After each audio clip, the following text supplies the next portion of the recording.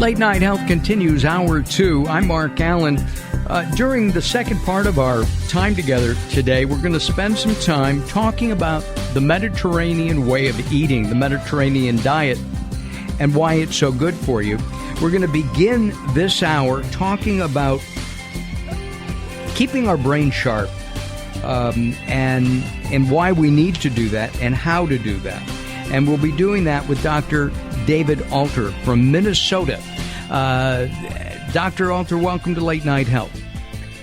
Thanks so much, Mark. It's a pleasure to join you. You've written a book called 9 Keys for a Youthful Brain Through Modern Science and Ageless Wisdom. I'm going to back up and start at the end. What do you mean ageless wisdom? How do I use wisdom of the ages to keep my brain sharp?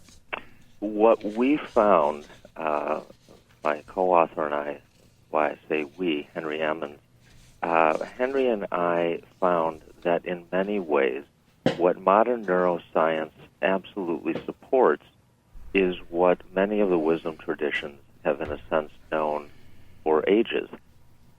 So it is a book that integrates things like the role of engagement and social connection, the ways in which you use focused attention, and the way you can direct the mind, and the way you care for the body, that those three areas, when integrated well, have the capacity, as modern neuroscience finds, to help us stay sharp well into the second half of life.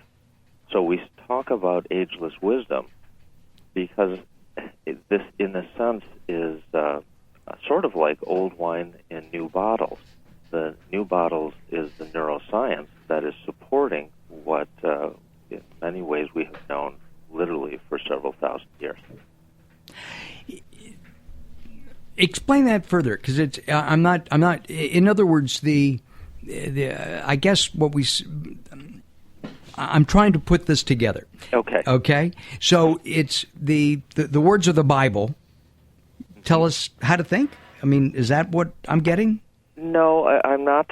We're not necessarily talking in a more dogmatic way, the way some of the faiths can get organized around dogma. Right. What we're saying is that essentially all the faith traditions recognize that an undisciplined mind, an unfocused mind, is not a particularly healthful mind.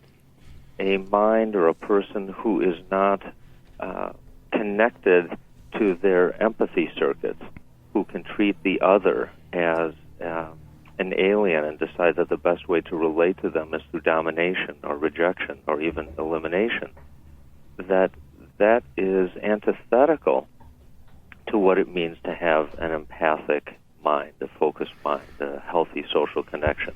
So every faith, if you strip away the dogma, talks about those kinds of things as being central to what helps each individual live their best self, to be their best person, to contribute to the best kind of community that we can create as human beings.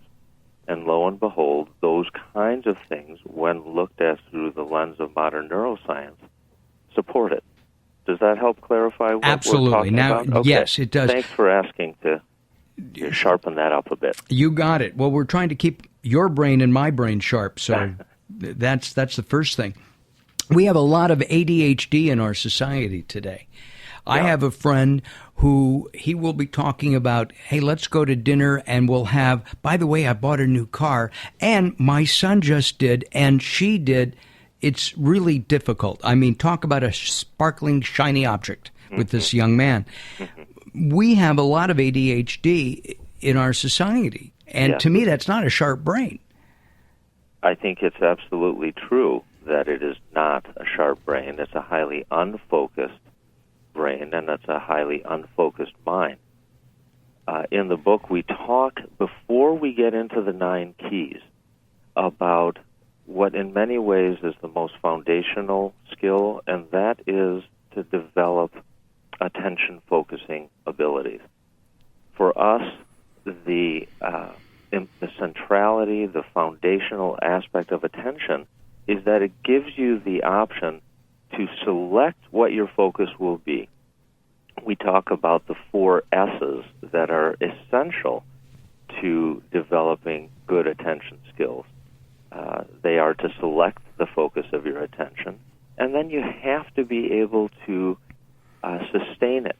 So as you say, like your friend, you're not immediately distracted by the next shiny object. So you select, and then you have to sustain. Simultaneously, you have to be able to suppress the influence of those distractions. And finally, when something comes along that is important to focus on next, you have to be able to shift.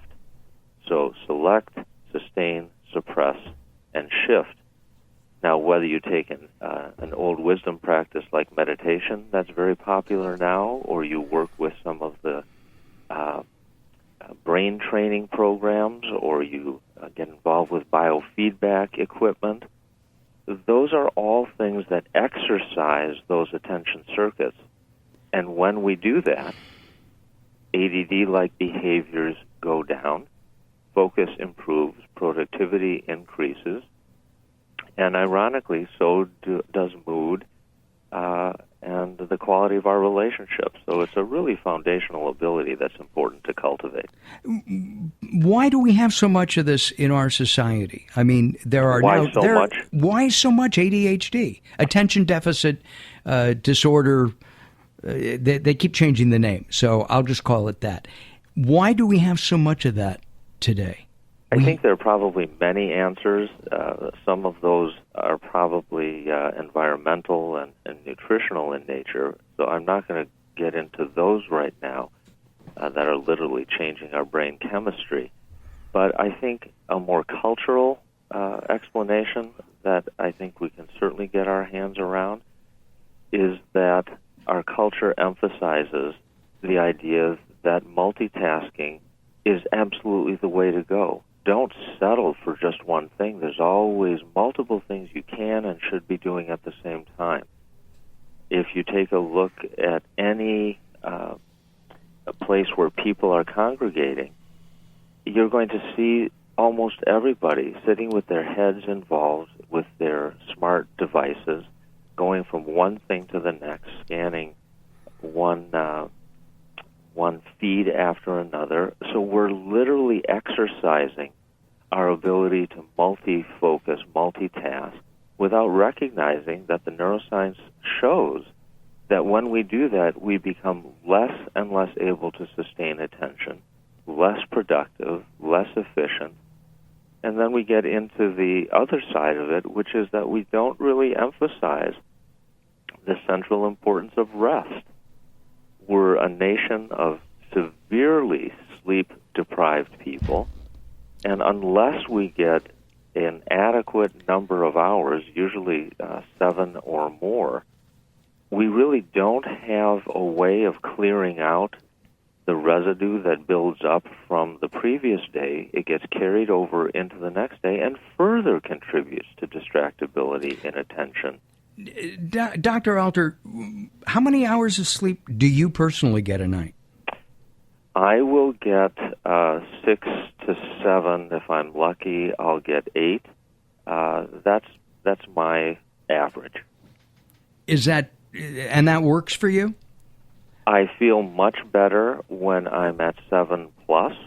If I'm at under 6, especially at my age, which is later 50s, the effects feel as if they are accumulating. I'm not as resilient as I once was, and I can't argue with what I think are established facts that although you can push yourself to get by, it's not healthy for you.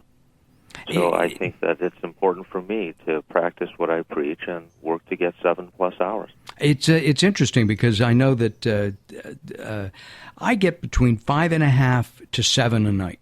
Mm-hmm. It just depends on what I have to do. Mm-hmm.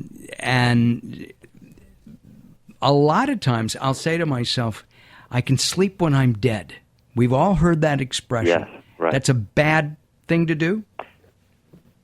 There are, the short answer is yes.